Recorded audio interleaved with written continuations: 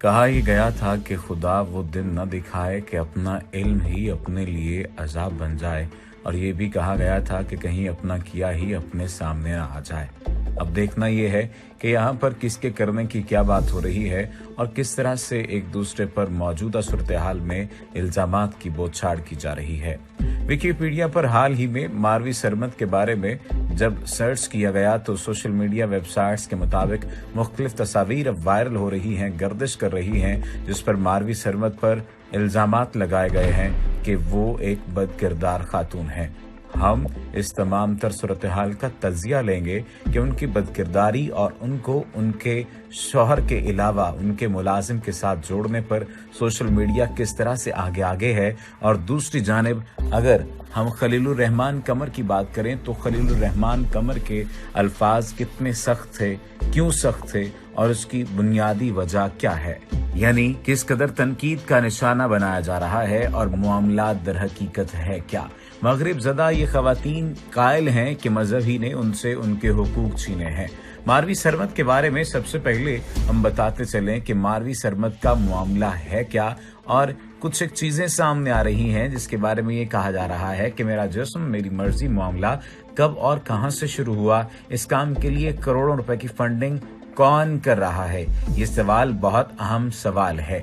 गुज़श्ता रोज एक निजी TV channel के प्रोग्राम में समाजी कारकुन मारवी सरमद और खलीलुर रहमान कमर के दरमियान तल्ख कलामी हुई और बात गालम गलोच तक जा पहुंची। ये मामला सोशल मीडिया पर वायरल है और अब तो मारवी सरमद के बारे में भी वो तमाम तर बातें वायरल हो चुकी हैं और उनके बारे में जो मुख्तलिफ किस्म की वो बातें भी जो कि इससे पहले मुख्तलिफ शोज के दौरान वो कहती आई हैं वो भी वायरल हो चुकी हैं। कि उनका ये कहना था मुख्तलिफ शोज में कि हम ये चाहती हैं कि जिन्स परस्ती भी यहाँ पर आम हो जाए, यानी जिन्स परस्ती की भी इजाजत हो, हर एक को मादर पेदर आजादी हासिल होनी चाहिए। इसी वजह से कुछ लोगों ने ये बात जानना चाहिए कि मारवी सरमद का ताल्लुक कहाँ से है और वो बुनियादी तौर पर हैं कौन, उनसे राब्ता कैसे किया जा सकता है। सबसे पहले तो ये बात जान लीजिए कि अगर आप उनसे राब्ता करना चाहें तो उनकी वेबसाइट marvisarmad.com के नाम से मौजूद है। आप उस वेबसाइट पर राब्ता कर सकते हैं। दूसरी जानिब एक पाकिस्तानी हामी हुकूक निस्वा और सहाफ़ी हैं। इसके साथ साथ वो 1990 में बतौर सहाफ़ी काम शुरू उन्होंने किया था। मारवी सरमद की बात की जाए तो मारवी सरमद हुदूद ऑर्डिनेंस कानून तौहीन रिसालत में तरमीम और कारोकारी के मौजू पर आवाज बुलंद करती रहती हैं। यानी तौहीन रिसालत कानून पर जब भी बहस छिड़ी है या जब भी बात हुई है तो ये खातून सबसे आगे थी। अब ये तमाम तर जो मामला है इल्जामात की हद तक आ चुका है और इल्जामात से होते हुए जात पर रकीक हमलों की सूरत में आ चुका है। मारवी के बारे में अगर बात की जाए तो उनका मजहबी और नस्ली अक़लियतों के हुकूक पर बात करना आम है और ये एक अच्छी बात भी है। पाकिस्तान में मुबैना तौर पर हिंदू और मसीही लड़कियों की जबरी तब्दीली मजहब के खिलाफ भी वो बात करती हैं। उनका खास मौजूद जिनसी हरासानी, नफरत अंगेज तकरीरें, घरेलू तशद्दुद, ये तमाम तर चीजें हैं। और ये बात भी याद रहे कि उन पर कई बार सुना है कि नाकाम कातिलाना हमला भी हो चुका है। इसकी बुनियादी वजह क्या है ये तमाम तो लोग जानते हैं। और यहाँ पर जिस बात का जिक्र करना है वो ये कि जब मारवी सरमद का गुज़श्ता शो सामने आया था जिसमें वो लड़ रही हैं, जिसमें वो झगड़ रही हैं और मेरा जिस्म मेरी मर्जी के नारे को बुलंद कर रही हैं, वो बुनियादी तौर पर मुतालिबा कोई और शिद्दत इख्तियार कर गया। और फिर ये बात सामने आई कि सोशल मीडिया पर एक फुटेज वायरल होती हुई नजर आ रही थी जिसमें ये लिखा हुआ था कि अस्तगफिरुल्लाह तौबा नऊज़ुबिल्लाह, मारवी सरमद साहिबा के अपने शौहर के अलावा भी अपने मुलाजिम के साथ ताल्लुकात हैं। ये इल्जाम लगाने वाले कोई और नहीं हैं बल्कि सोशल मीडिया सार्फिन हैं। यहाँ पर जो असल बात है वो ये है कि हकीकत क्या है। क्या हमें इस तमाम दर तनाजुर में एक दूसरे पर इल्जामात लगाने चाहिए या हमें इस सूरत हाल का मिल बैठकर मुकाबला करना चाहिए और मिल बैठकर हमें समझ लेना चाहिए कि ये बुनियादी मामला है क्या और हमें इसको किस तरह से हल करना होगा।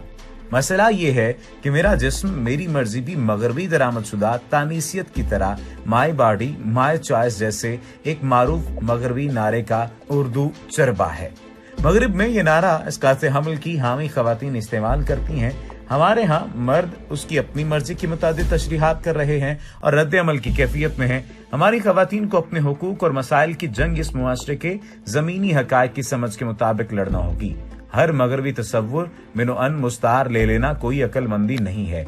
हर तसव्वुर हर मुआशरे में काबिल अमल होना जरूरी नहीं है। इसकात हमल से मुताल्लिक हमारे मजहब की कुछ तालीमात हैं और ये नारा अगर इसकात हमल ही के तनाजुर में भी लिया जाए तो इस मजहब और मुआशरे से मुताबिकत नहीं रखता, लिहाजा रद्द अमल आना फितरी बात है। मजहब ये भी कहता है कि हमारा जिस्म अल्लाह ताला की दी हुई नेमत है और हम इसके साथ क्या करते हैं इस पर अल्लाह को जवाब दे हैं। लिहाजा मेरा जिस्म मेरी मर्जी नहीं बल्कि अल्लाह ताला के अहकामात के ताबे है। इंतहा पसंद लिबरल हजरात ने चॉइस का तस्वुर भी मगरब ही से मुस्तार लिया है, जो कि सरीहन मजहब से मुतसादिम है। चॉइस कुछ मामलात में तो शख्सी आजादी की तारीफ में आ जाती है। हाँ, इंसान को अपनी जिंदगी के मामलात में फैसला साजी की मर्जी हासिल है और होनी भी चाहिए, मगर मामला जब शरई अहकाम का आ जाए तो एक मजहबी आइन के ताबे मुआशरे में खवातीन की लड़ाई मर्द या पिदरशाही निजाम से नहीं बल्कि खुद मजहब और खुदा से हो जाती है। पाकिस्तान की आम औरत तो अपने हुकूक की लड़ाई मजहबी हुदूदो क़यूद में रहकर लड़ना चाहती है, जिसकी अशद जरूरत भी है, मगर चंद मगरिब ज़दा खवातीन दिल ही दिल में कायल हैं कि ये मजहब ही है जिसने उनसे इनके हुकूक छीने हुए हैं, लेकिन इस मुआशरे की वजह से खुलकर कहने की हिम्मत नहीं रखती और ये बिलवास्ता हरबे अपनाए जाते हैं, जबकि दिल ही दिल में यकीन कामिल रखे हुए हैं कि खुदा भी कोई मर्द ही है जिसने मर्द को इन पर सरपरस्त बनाया है, इन्हें विरासत में मर्द के मुकाबले में आधा हिस्सा दिया और उनकी गवाही को आधा करार दिया है। ये खुदा के मुकर्रर करदा इन कवानीन की हिकमत से या तो आशना नहीं या फिर इत्तेफाक नहीं करती और हालत बगावत में है, लिहाजा इनकी लड़ाई मर्द या मुआशरे से नहीं बल्कि खुदा से नजर आती है। ये खवातीन खुलकर कह नहीं पा रही कि हमारा इन मजहबी अहकामात से कोई ताल्लुक नहीं है और हमें चॉइस की मेदर पिदर आजादी चाहिए।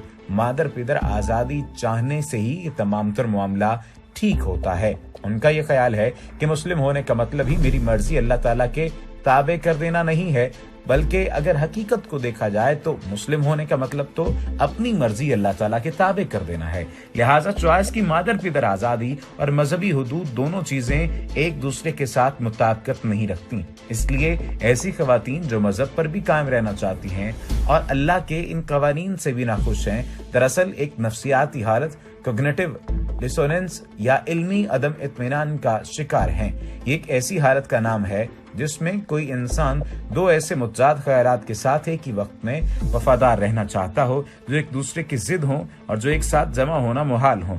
ऐसी खवातीन अपने अंदर ही अंदर खुद से एक नफ्सियाती जंग लड़ रही हैं। ऐसे में या तो जिस खुदा को आप मानते हैं उसके कवानीन पर ईमान बिलगैब ले आएं, जैसा कि मजहब की बुनियादी शर्त है और शर्त तस्लीम खम कर लेना चाहिए, या फिर मजहब की कैद ही से जान छुड़ा लेना करीने अक्ल है। लेकिन ये तमाम तर राय है। हम अब भी बात कर रहे हैं कि ये तमाम तर बात किसी भी तरस पर बैठकर की जा सकती है। इस तमाम तर राय को भी किसी पर इम्पोज नहीं किया जा सकता। हर शख्स की राय है, लेकिन इसका कतई मतलब ये नहीं है कि वो इस तमाम तर सूरत हाल में एक दूसरे पर इस तरह के रकीक हमले करें। यानी एक जानिब खलीलुर रहमान कमर तलह कलामी होती है तो उन पर तनकीद करने वाले लोग उनको गालिम गलोच का निशाना बनाते हैं, तो दूसरी जानिब मारवी सरमद पर ऐसे रकीक इल्जामात लगाए जाते हैं कि सोशल मीडिया तक पर इस बात का नारा लगा दिया जाता है कि उनके किसी गैर मर्द से ताल्लुकात हैं।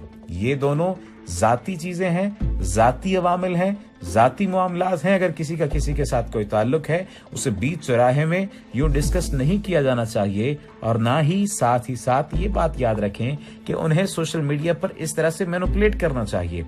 हम इस तमाम तरह सूरत हाल का मुकाबला करने के लिए इकट्ठे हों और एक दूसरे की इज्जत करने वाले बने। मर्द को मर्द का मकाम हासिल रहे, औरत को औरत का मकाम हासिल रहे और इस्लाम के उसूलों पर अमल पैरा होकर वही मकाम अता किया जाए जो कि दर हकीकत औरत का मकाम है। यानी इस तनाजुर में अगर देखा जाए तो एक आम सी बात वाज़ेह तौर पर समझ आती है कि औरत के जिस तरह से नानो नुफ्के की जिम्मेदारी मर्द पर आयद होती है, इसी तरह से घर की देखभाल, घर की तमाम तर जिम्मेदारियां औरत पर आयद होती हैं। रसूलुल्लाह सल्लल्लाहु अलैहि वसल्लम की मुख्तलिफ अहदीस में ये बात भी सामने आती है वाज़ेह तौर पर, या अगर सुन्नत की बात की जाए तो ये बात भी सामने आती है कि माँ बाप की जिम्मेदारी भी इस्लाम ने तो औरत पर नहीं डाली, यानी बीवी पर मर्द के माँ बाप की जिम्मेदारी भी नहीं डाली गई। अब इससे बढ़कर और ज्यादा आसानी और ज्यादा आजादी क्या हो? फिर अगर इसी बात की आजादी की ख्वाहिश है कि अपने शौहर से भी आजादी मिल जाए, तो फिर ये पूरे का पूरा निजाम तहस नहस हो जाएगा, पूरे का पूरा निजाम दरहम बरहम हो जाएगा। जिस तरह से मारवी सरमद साहिबा ने अपने एक बयान में कहा था कि मैं डाइवोर्स्ड हूं और मैं खुश हूं, हैप्पीली डाइवोर्स्ड हूं। ये बात दर हकीकत एक तामीरी मुआशरे में तकरीबी बात है। ऐसी बातों से इज्तनाब करना चाहिए और मारवी सरमद साहिबा और खलीलुर रहमान कमर साहब को बैठकर अपना मामला हल कर लेना चाहिए, क्योंकि मुआशरे में पहले ही बहुत फिक्रें मौजूद हैं।